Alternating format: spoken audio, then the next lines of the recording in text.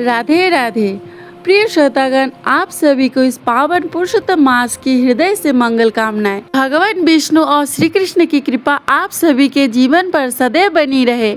आपके घर में सुख, शांति और भक्ति का प्रकाश कभी कम ना हो। और भक्तों, आज की यह कथा केवल एक साधारण कथा नहीं है, यह स्वयं श्री हरि की करुणा, प्रेम और कृपा का वह अमृत है जिसे सुनने मात्र से थका हुआ मन भी धीरे धीरे शांत होने लगता है। कहते हैं कि पुरुषोत्तम मास में यदि कोई भक्त सच्चे मन से भगवान का नाम ले, तुलसी माता के पास दीपक जलाए और श्रद्धा से कथा सुने तो उसके जीवन के अंधकार भी धीरे धीरे दूर होने लगते हैं। क्योंकि यह मास कोई साधारण समय नहीं है, यह भगवान स्वयं श्री कृष्ण के हृदय का अंश माना गया है। और इसलिए मेरे प्यारे भक्तों, कथा आरंभ करने से पहले हाथ जोड़कर आप सभी से एक छोटी सी प्रेम भरी विनती है। यदि आपके हृदय में भगवान विष्णु और श्री कृष्ण के लिए सच्ची श्रद्धा है, यदि आप भी चाहते हैं कि श्री हरि की कृपा आपके परिवार पर बनी रहे, तो प्रेम से कमेंट में जय श्री हरि अवश्य लिखिएगा। विश्वास मानिए, भक्त का प्रेम से लिया गया भगवान का नाम सीधे उनके चरणों में पहुंचता है। और आप अपने मन को थोड़ा शांत कर लीजिए, जल्दीबाजी छोड़ दीजिए, कुछ क्षणों के लिए संसार की चिंताओं को भूल जाइए और दीपों की लौ की तरह स्थिर होकर बैठ जाइए। क्योंकि आज जो कथा आप सुनने जा रहे हैं वह उस मास की कथा है जिसे कभी पूरे संसार ने ठुकरा दिया था, जिसे अशुभ कहकर अपमानित किया गया था, जिसके आने पर लोग भयभीत हो जाते थे।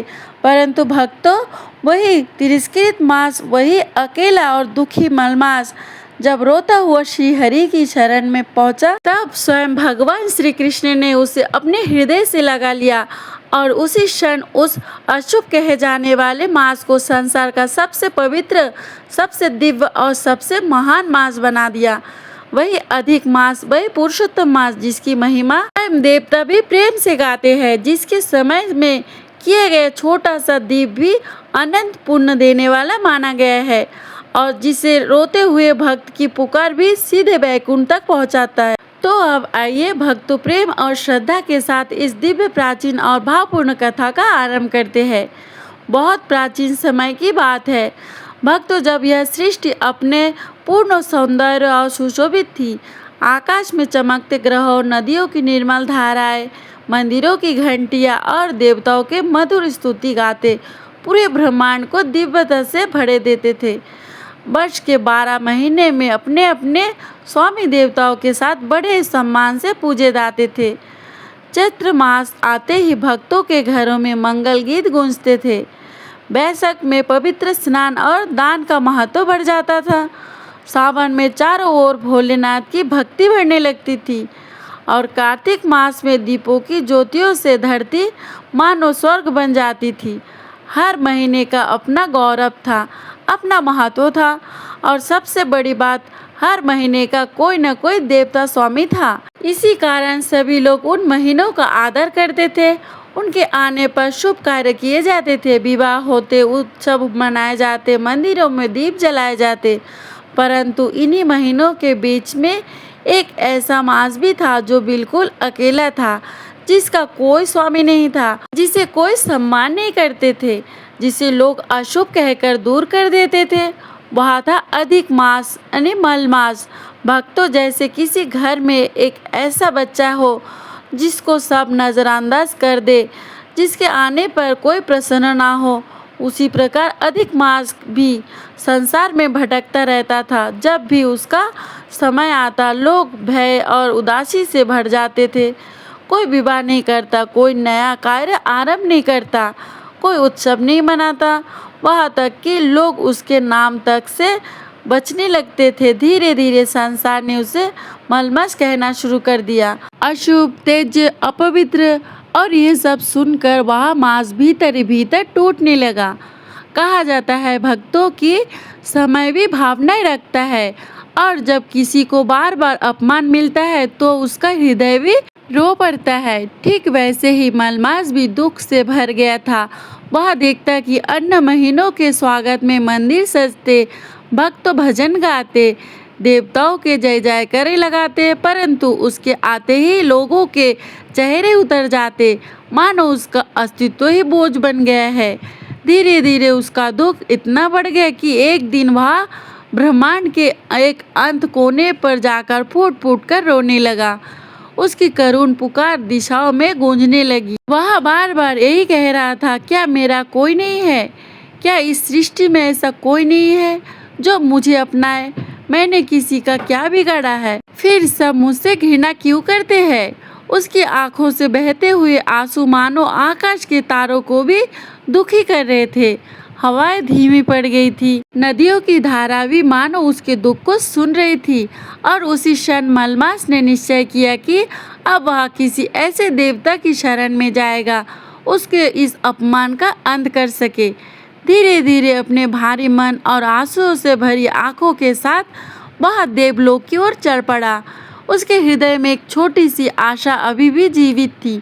शायद उसे कोई अपना ले, शायद कोई उसके दुख को समझ ले। देवलोक की ओर बढ़ते हुए मलमास का हृदय बहुत भारी था। उसके प्रत्येक कदम में थकान थी, मानो वर्षों का दुख उसके भीतर जमा हो चुका हो।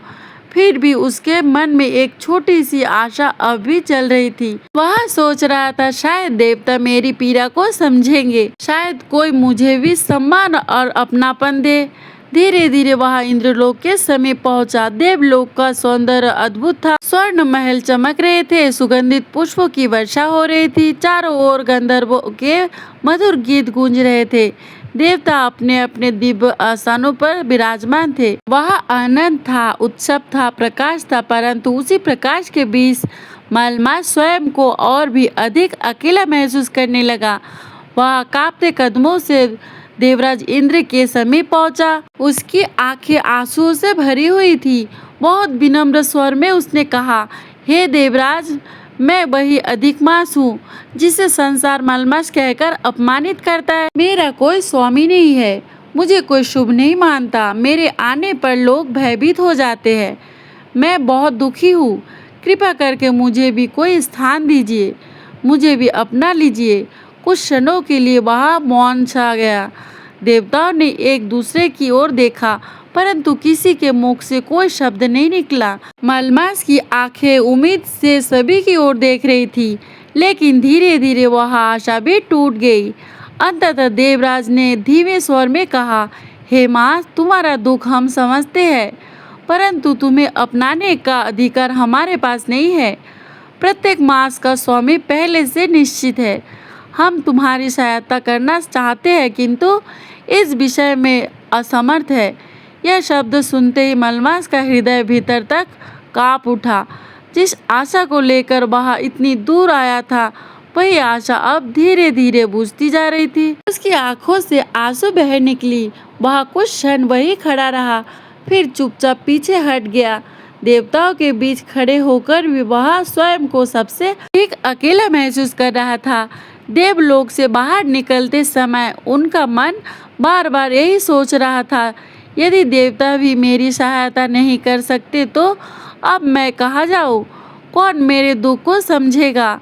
परंतु उसी क्षण उसके भीतर में एक आवाज़ उठी, शायद ब्रह्मा जी सृष्टि के रचयिता मेरी पीड़ा को समझ ले। और यही सोचकर मलमास ब्रह्मलोक की ओर चल पड़ा। ब्रह्मलोक का वातावरण अत्यंत शांत और दिव्य था।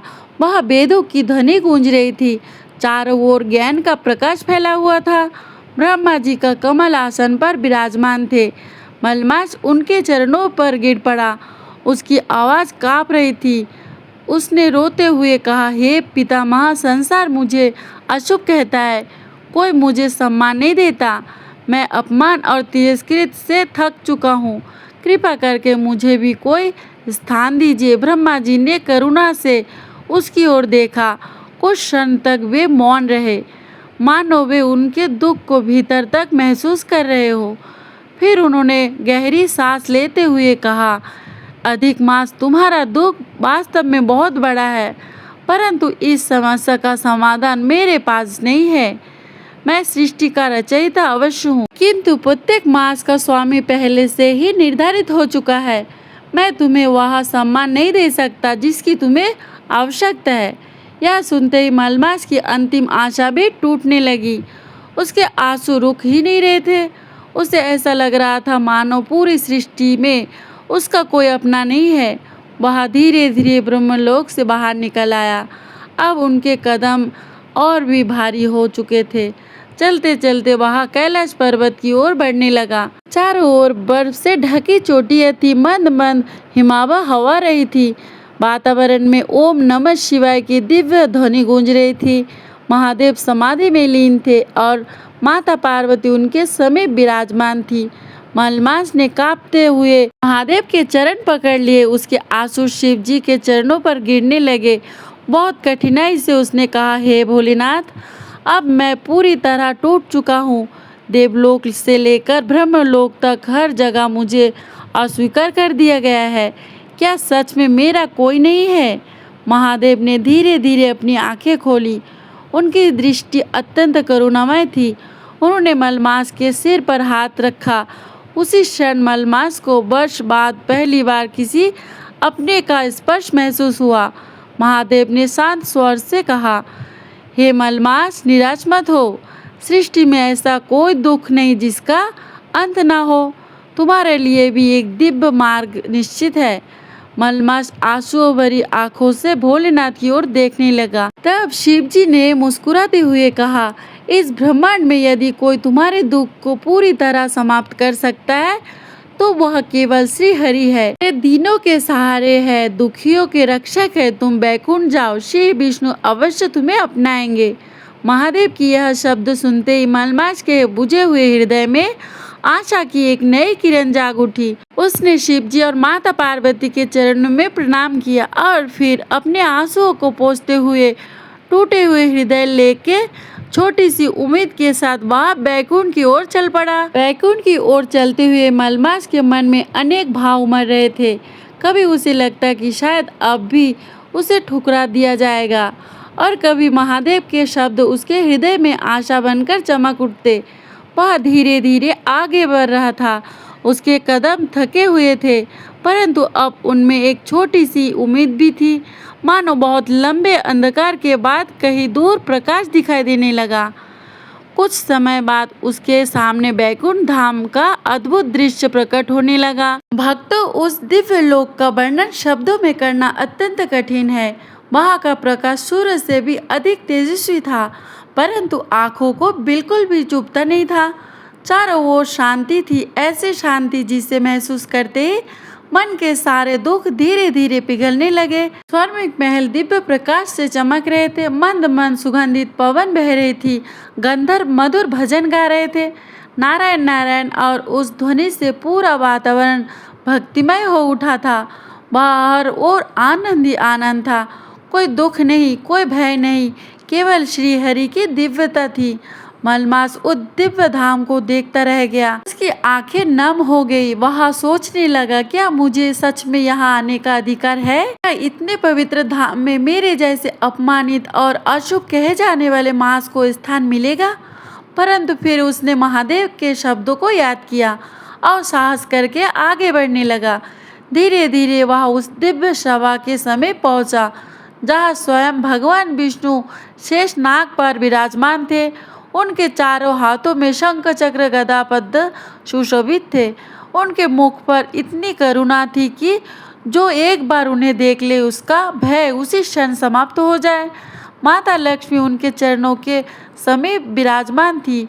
उनके चेहरे पर ममता और शांति का अद्भुत तेज था। जैसे ही मलमास ने श्री हरि के दर्शन किए, उसका हृदय भर आया। वह स्वयं को रोक नहीं पाया। वह दौड़कर श्री हरि के चरणों में गिर पड़ा और फूट फूट कर रोने लगा। उसके आंसू भगवान के चरणों को भिगोने लगे। वर्षों का अपमान, वर्षों का अकेलापन, वर्षों की पीड़ा सब आंसुओं के रूप में बाहर आने लगा। कांपती हुई आवाज में वह बोला, प्रभु, मैं थक चुका हूँ। पूरे संसार में मुझे अशुभ कहकर ठुकरा दिया। कोई मुझे अपनाना नहीं चाहता।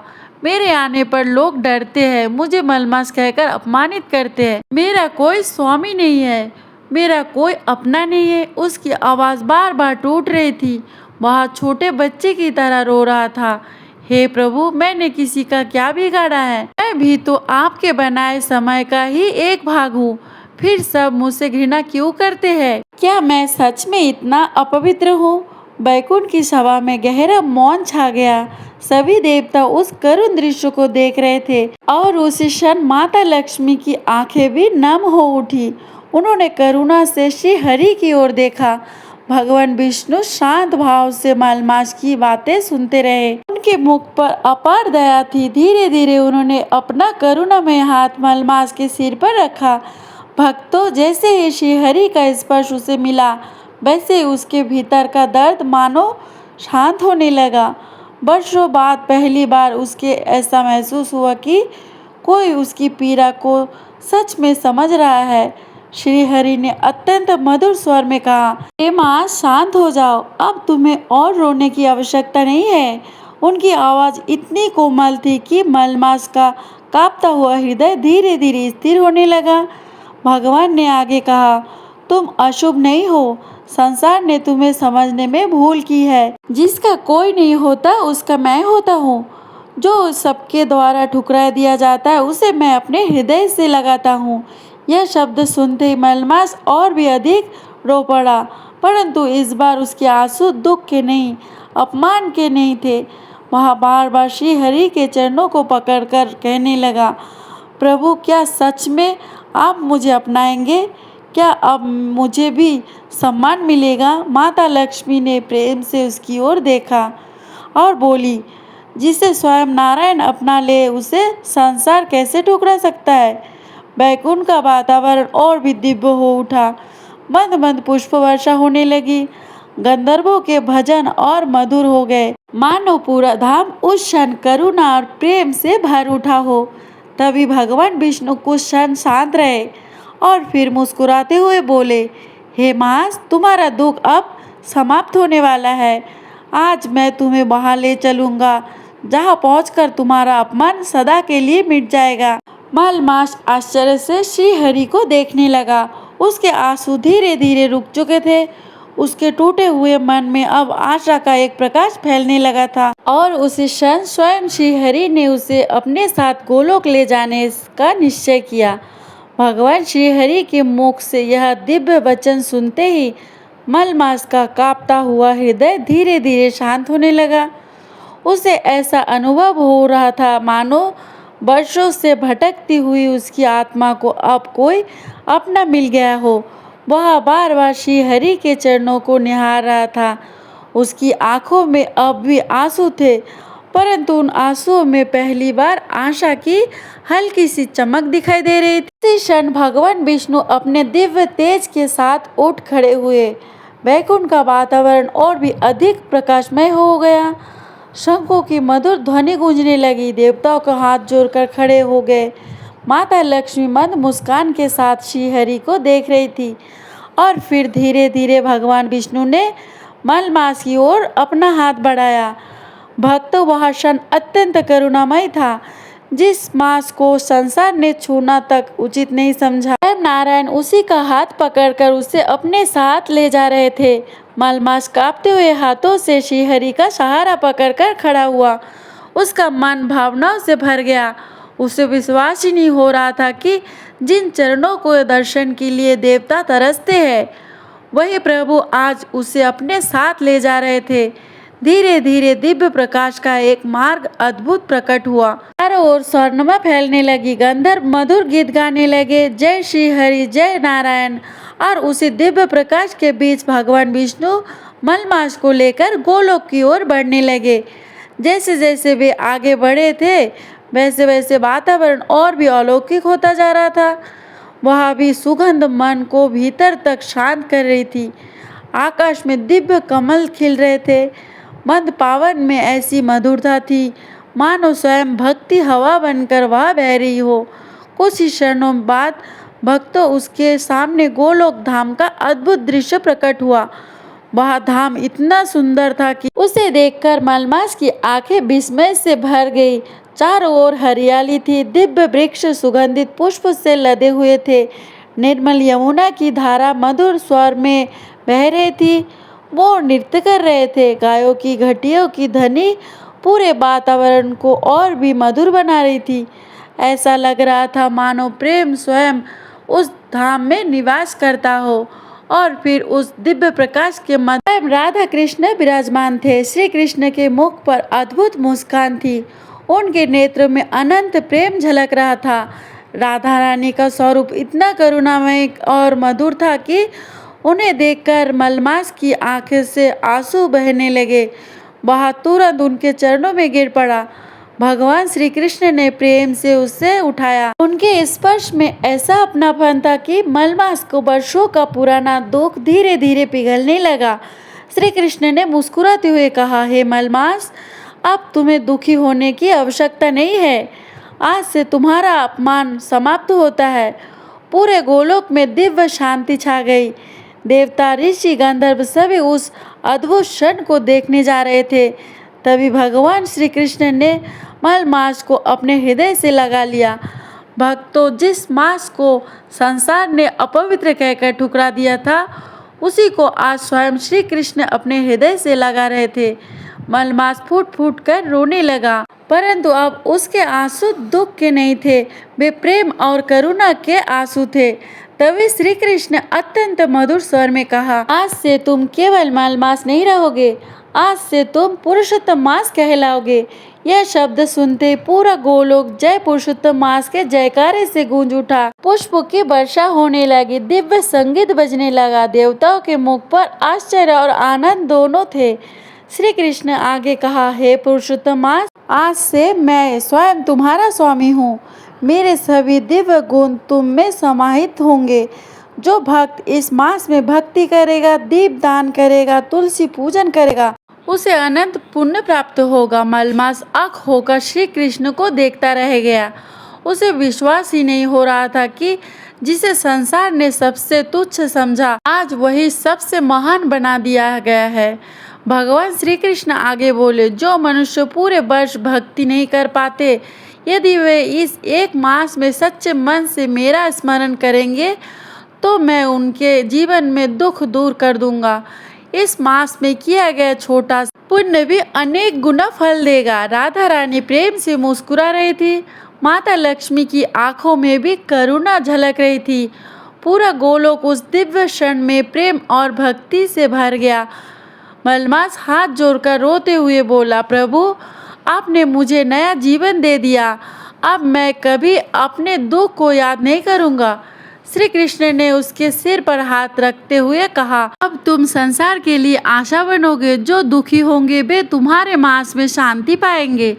जो टूट चुके होंगे उन्हें भक्ति का सहारा मिलेगा, और जो प्रेम से मेरी कथा सुनेंगे, मैं स्वयं उनके घर में निवास करूंगा। धीरे धीरे उस दिव्य घोषणा की महिमा पूरे ब्रह्मांड में फैलने लगी।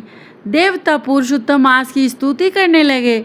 ऋषि मुनि उसके महात्म्य का वर्णन करने लगे। पृथ्वी पर भी भक्तों के हृदय में श्रद्धा जागने लगी। और भक्तों, उसी समय पृथ्वी पर एक ऐसी निर्धन स्त्री की कथा प्रारंभ होने वाली थी, जिसके जीवन को पुरुषोत्तम मास की भक्ति हमेशा के लिए बदल देने वाली थी। पृथ्वी लोक पर उस समय वर्षा ऋतु का मधुर वातावरण छाया हुआ था। कहीं मंदिरों की घंटियां बज रही थी, कहीं तुलसी के पास दीपक जल रहे थे, और कहीं भक्त प्रेम से ओम नमो भगवते वासुदेवाय का जाप कर रहे थे। पुरुषोत्तम मास की महिमा धीरे धीरे पूरे संसार में फैलने लगी थी। जो लोग पहले इस मास को अशुभ समझते थे, अब वही उसके महत्व को सुनकर आश्चर्य में पड़ जाते थे। भगवान श्री कृष्ण के वरदान के बाद यहाँ केवल समय का एक भाग नहीं रहा था, अब यह स्वयं श्री हरि की करुणा का स्वरूप बन चुका था। कहा जाता है, भक्तों, इस मास में आकाश भी कुछ अलग सा लगता है, मानो हवाओं में भी भक्ति धुल जाती हो। तुलसी की पत्तियों में भी एक अलग सी पवित्रता महसूस होने लगती है। दीपक की लौ भी अधिक शांत और दिव्य प्रतीत होती है, क्योंकि यह वही समय होता है जब श्रीहरि अपने भक्तों के सबसे अधिक समीप आ जाते हैं। धीरे धीरे पुरुषोत्तम मास की महिमा ऋषि मुनियों तक पहुंची। सभी ने मिलकर भगवान श्री कृष्ण से पूछा, हे प्रभु, इस मास में ऐसा क्या विशेष होगा कि इसे अन्य सभी महीनों में श्रेष्ठ माना जाएगा? तब श्री कृष्ण मंद मुस्कान के साथ बोले, हे ऋषियों, यह मांस मेरे हृदय का अंश है। जो भक्त पूरे वर्ष भक्ति नहीं कर पाते, यदि वे इस एक मास में सच्ची हृदय से, सच्चे मन से मेरा स्मरण करेंगे तो मैं उनके जीवन का अंधकार दूर कर दूंगा। पूरे वातावरण में शांति छा गई। सभी ध्यान पूर्वक श्री हरि के वचन सुनने लगे। भगवान आगे बोले, जो मनुष्य इस मास में प्रथा स्नान करके तुलसी के पास दीपक जलाएगा, जो प्रेम से मेरा नाम जपेगा, जो भक्तों को अन्न देगा, जो कथा सुनेगा और सुनाएगा, उनके अनेक जन्मों के पाप धीरे धीरे नष्ट हो जाएंगे। भक्तों, भगवान के यह वचन सुनकर देवताओं की आंखों में भी आनंद झलक उठा, क्योंकि श्री हरि केवल नियम नहीं बता रहे थे, वे अपने भक्तों के लिए करुणा का मार्ग खोल रहे थे। श्री कृष्ण ने आगे कहा, इस मास में किया गया छोटा सा दान भी अनंत गुना फल देगा। यदि कोई गरीब व्यक्ति केवल एक दीपक ही प्रेम से जला दे, तो वह दीपक उसके जीवन के अंधकार को मिटाने का कारण बन सकता है। यदि कोई दुखी स्त्री केवल आंसुओं के साथ मेरा नाम ले ले, तो मैं स्वयं उसके दुख सुनने पहुंच जाऊंगा। यह शब्द सुनते ही वातावरण भावुक हो उठा। देवताओं ने हाथ जोड़कर श्री हरि को प्रणाम किया। भगवान फिर बोले, पुरुषोत्तम मास में तुलसी का विशेष महत्व रहेगा। जो भक्त तुलसी को जल अर्पित करेगा, उसके घर में सुख और शांति का वास होगा। जो संध्या समय तुलसी के समीप घी का दीपक जलाएगा, उसके जीवन में भक्ति का प्रकाश कभी कम नहीं होगा। धीरे धीरे गोलोक से लेकर पृथ्वी तक यह दिव्य संदेश फैलने लगा। मंदिरों में कथा होने लगी। साधु संत पुरुषोत्तम मास का महत्व सुनाने लगे। लोग भक्ति की ओर लौटने लगे। परंतु भक्तों, संसार में कुछ ऐसे लोग भी थे जिनके जीवन में केवल दुख ही था, जिसके पास ना धन था ना सहारा, केवल आंसू और भगवान का नाम था। ऐसी एक स्त्री पृथ्वी पर एक छोटे से गांव में रहती थी। वह बहुत निर्धन थी। उसका छोटा सा मिट्टी का घर था, जिसकी टूटी हुई दीवारों से बरसात का पानी भीतर टपकता रहता था। घर में ना पर्याप्त अन्न था, ना अच्छे वस्त्र। कई बार तो उसे और उसके छोटे बच्चों को भूखे पेट ही सोना पड़ता था। फिर भी भक्तों, उसके हृदय में भगवान श्री हरि के लिए अथाह प्रेम था। दिन भर लोगों के घर में काम करने के बाद भी वह कभी भगवान का स्मरण करना नहीं भूलती थी। गांव के लोग उसका मजाक उड़ाते। कुछ लोग कहते, भक्ति करने से क्या होगा? यदि भगवान सच में होते सुनते तो आज उसका जीवन इतना दुखी क्यों होता? परंतु वह स्त्री कभी उत्तर नहीं देती। वह केवल मुस्कुराकर जय श्री हरि कह देती। धीरे धीरे पुरुषोत्तम मास आरंभ हुआ। एक शाम वर्षा बहुत तेज हो रही थी। काले बादल पूरे आकाश में छाए हुए थे।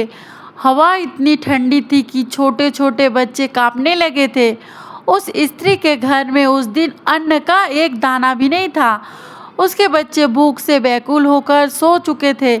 परंतु उसी रात उसके मिट्टी के छोटे से दीपक में थोड़ा सा घी डाला। अपने आंगन में रखी तुलसी के पास वह धीरे धीरे पहुंची। वर्षा की बूंदें उसके वस्त्रों को भिगो रही थी, परंतु उसकी आंखों में केवल भक्ति थी। अपने कपते हुए हाथों से दीपक जलाया। दीपक को छोटी सी लौ अंधेरी रात में टिमटिमाने लगी। वह हाथ जोड़कर रोते हुए बोले, हे पुरुषोत्तम प्रभु, मेरे पास आपको देने के लिए कुछ भी नहीं है, ना धन ना सुंदर भोग, केवल यह छोटा सा दीपक है। और मेरा प्रेम। उसकी आंखों से आंसू बहने लगे। प्रभु, यदि सच में आप इस मास में अपने भक्तों के समीप आते हैं तो एक बार मेरे घर भी आइए। मेरे बच्चों की भूख देख लीजिए, मेरे टूटे हुए मन को देख लीजिए। उसकी आवाज बारिश की बूंदों में खोती जा रही थी। परंतु भक्तों, उस रात उसकी पुकार सीधे बैकुंठ तक पहुंच रही थी। और उसी क्षण श्री हरि उसकी परीक्षा लेने का निर्णय कर लिया। उस रात वर्षा लगातार होती जा रही थी। काले बादलों से भरा आकाश मानो उस निर्धन स्त्री के दुख का साथी बन चुका था। उसके छोटे से मिट्टी के घर की छत से पानी टपक रहा था। एक कोने में उसके बच्चे भूखे पेट सोए हुए थे। उनके मासूम चेहरे देखकर उसका हृदय बार बार भर आता था, परंतु फिर भी उसके होठों पर शिकायत नहीं थी, केवल श्रीहरि का नाम था। तुलसी के पास जलता छोटा सा दीपक अब भी टिमटिमा रहा था। तेज हवा बार बार उसकी लौ को बुझाने का प्रयास करती, किंतु वह दीपक फिर संभल जाता, मानो वह छोटी सी लौ भी भक्ति की शक्ति से जल रही हो। वह स्त्री धीरे धीरे तुलसी के पास बैठ गई। उसकी आंखें बंद थी, बारिश की बूंदें उसके चेहरे पर गिर रही थी। वह बहुत धीमे स्वर में ओम नमो भगवते वासुदेवाय का जाप करने लगी। भक्तों, कभी कभी मनुष्य के जीवन में ऐसा समय आता है जब उसके पास संसार को दिखाने के लिए कुछ नहीं बचता, केवल भगवान पर विश्वास बचता है, और वही विश्वास उस स्त्री की सबसे बड़ी शक्ति थी। प्रिय श्रोतागण, कथा अभी यहीं पे समाप्त करती हूँ। आगे का भाग आप पार्ट 2 में अवश्य श्रवण कर सकते हैं। अगर आप ऐसे भक्ति से रिलेटेड कहानियाँ जानना चाहते हैं, श्रवण करना चाहते हो, तो हमारे चैनल को सब्सक्राइब कर लीजिएगा। जय श्री कृष्ण।